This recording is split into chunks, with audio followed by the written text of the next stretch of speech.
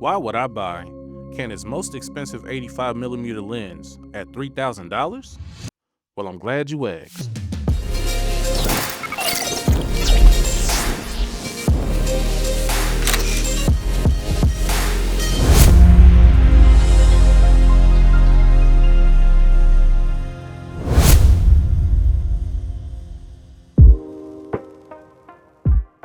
Welcome back to another episode of My Vivid Thoughts. On this episode, I just want to speak briefly on the 85mm f1.2 defocus smoothing version. That's what this DS is on this lens. There's so many things that I love about this lens, mostly its characteristics when it comes to shooting. The defocus smoothing is definitely something I want to touch on later in this video a lot more. But ultimately, I just want to speak about this lens a little more because I don't see a lot of people talking about it. And that's partially because this lens is $3,000. It's not really in a lot of people's budgets, and I get it. I'm going to show you a few images that I've taken with this lens throughout this video. So every picture that I show you, I have shot with this lens. I'll even show some of the before edits and after edits so you can kind of get an idea of how buttery smooth the background is with this lens without any type of effort. I just love taking this lens to events because it's just so one and done. Most of the time when I take the shot, I don't have to do too much editing to get it to look exactly how I want it.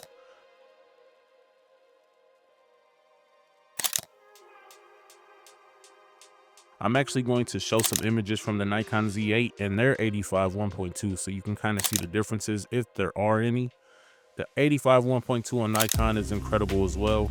It's just something special about this defocus smoothing coating that Canon has that I just love so much.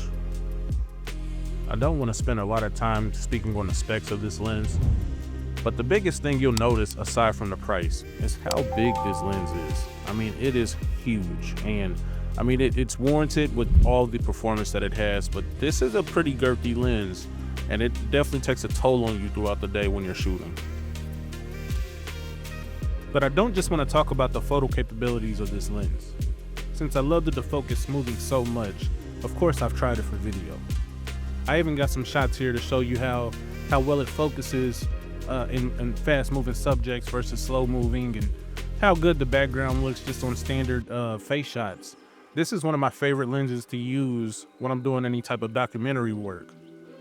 But the problem is, it's the only defocus smoothing lens available. And that's really why I made this video. I personally feel like Canon should make the defocus smoothing coating available as an option for any lens that they sell. Personally, if they did, I'd be first on board to get all of my lenses coated that way. This shot here just shows the standard headshot that you would typically do with any documentary shooting, chest up. But you can just see how beautiful that background is. It's so glassy. It just looks so smooth. You don't have to worry about the distractions with the bokeh. I just love how the characteristics of this lens looks. Even for video, it's one of a kind.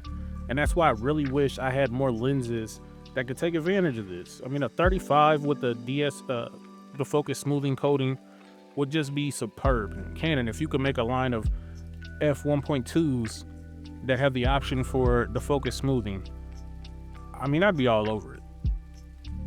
Now, if you pay attention to this shot here, if you look at that top left corner, my hair light is actually kind of showing in this video.